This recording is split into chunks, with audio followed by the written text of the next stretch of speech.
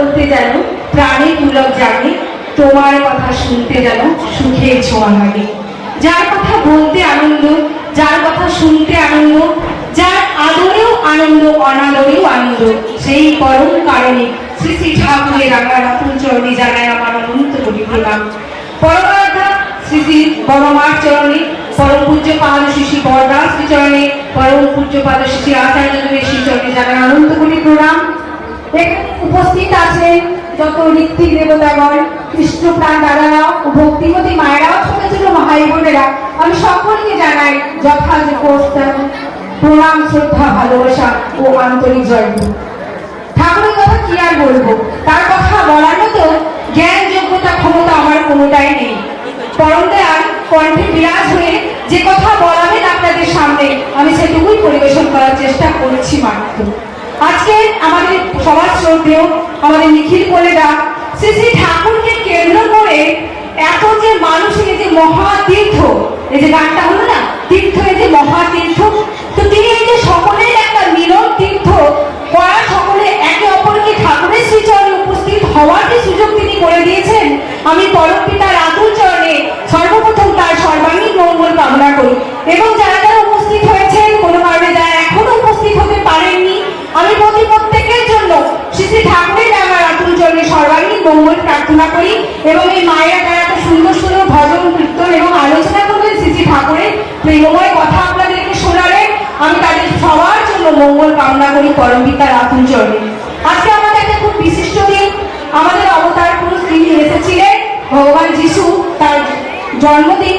তো তিনি বলে গেছেন যে মানুষ আমার জন্য নিজেকে সমর্পণ করে, আমি তার জীবনে তাকে শতগুণ ফিরিয়ে দিই এবং সে অনন্ত জীবনের অধিকারী হয়। তাই আমরা এই যে শ্রী শ্রী ঠাকুরকে কেন্দ্র করে এই যে অনুষ্ঠানে আমরা উপস্থিত হয়েছি এবং আমরা তার কথা এই যে ভক্তিভাবে শ্রবণ করছি, এই শ্রবণের মাধ্যমে তিনি যে আমাদের অন্তর আত্মায় জাগ্রত হয়ে উঠছেন, আমাদের ঠাকুরত্ব যে ধীরে ধীরে জেগে উঠছে এবং আমরা তাকে অনুভব করতে পারছি, এটা আমাদের জীবনের পরম প্রাপ্তি। আমাদের জীবনে তিনি এসেছেন, তিনি দয়া করেছেন, আমাদের দীক্ষা হয়েছে এবং তিনি আরো দয়া করছেন যে আমরা প্রতিনিয়ত তার কথা শুনতে পারছি, তার কর্ম করতে পারছি, তার অনুষ্ঠানে যেতে পারছি এবং তার দয়াকে আমরা অনুভব করতে পারছি। শ্রী শ্রী আচার্যদেব বলছেন এটা কর্ম জগৎ, এখানে করেই পেতে হয়। শ্রী শ্রী ঠাকুরের দীক্ষা নিয়ে যদি আমরা ভাবি দীক্ষা নিয়ে সবই হলো, তা তো নয়, তা তো নয়, যদি নিষ্ঠা সহ যদি না পারো।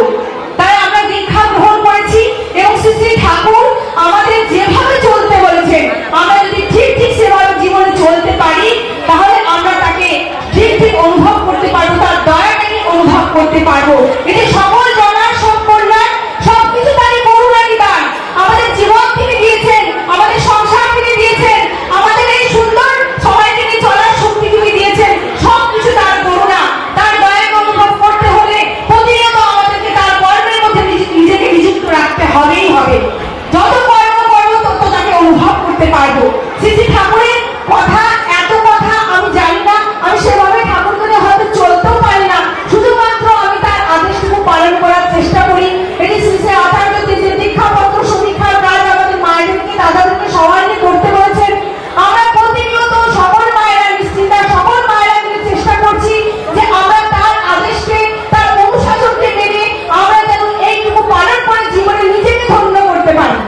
এই যে অনুষ্ঠানে আসা বলুন, ঠাকুরের কথা বলুন, ভজন কীর্তন, বাড়ি পাঠ, যা কিছু আমরা করি, আমরা কাউকে ধন্য করতে আসি না, আমরা নিজে ধন্য করতে আসি, আমাদের জীবনকে আমরা ধন্য করতে আসি। তাই আমরা আজ সকলে এই পবিত্র পূর্ণ দিনে আমরা নিজেকে ধন্য করতে এসেছি। তাই তার কথা শুনুন, তাকে অনুভব করুন, অন্তর আত্মায় তাকে অনুভব করুন। তিনি আমাদের প্রত্যেকের মধ্যে আছেন এবং তাকে জাগ্রত করতে হলে, সে ঠাকুরকে জাগ্রত করতে হলে আমাদের প্রত্যেককে প্রতিনিয়ত তার কথা বলতে হবে, তার কর্ম করতে হবে এবং তাকে সর্বপ্রথম তাকে ভালোবাসতে হবে। কেমন ভালোবাসা হবে? যেমন আমার স্বামীকে আমি ভালোবাসি, আমার ছেলে মেয়েকে, আমার পরিবার পরিজনকে আমি ভালোবাসি, আমাদের এই বিশাল জগৎ, জগৎ প্রতিটি পরিবার আমার নিজের পরিবার ভেবে আমরা বাড়িতে বাড়িতে যাই এবং পরম পিতার কথা বলি, যেন তারা তাদের দুঃখ, কষ্ট, ব্যথা, বেদনা আমাদের সাথে শেয়ার করতে পারে, তারা যেন ভাবতে পারে, তাই তাদেরকে আবরণ করার জন্য সর্বপ্রথম আমাকে কি করতে হবে মা?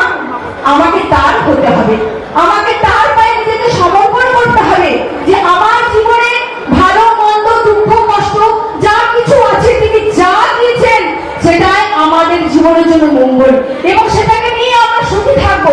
আমাদের জীবনে দুঃখ এলে আমরা যেন ঠাকুরকে ছেড়ে না দিই, আমরা যেন তার থেকে একটু বিচ্যুতি না হয়, তার থেকে আমরা যেন প্রত্যেকেই যেন প্রতিনিয়ত অনুভব করি তিনি যদি দুঃখ দিয়েছেন সেটা আমার মঙ্গল।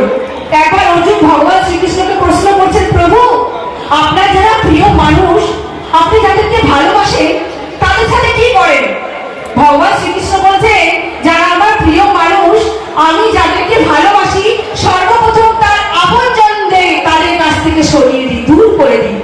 শুনে অর্জুন অবাক হলেন, আবার বলছেন তারপর তাদের ধন সম্পত্তিকে তাদের জীবন থেকে সরিয়ে দিই। তখন অর্জুন বলছেন ভগবানকে, ভগবান আপনি তোদের ভালোবাসেন, তাহলে এত কষ্ট দেন কেন?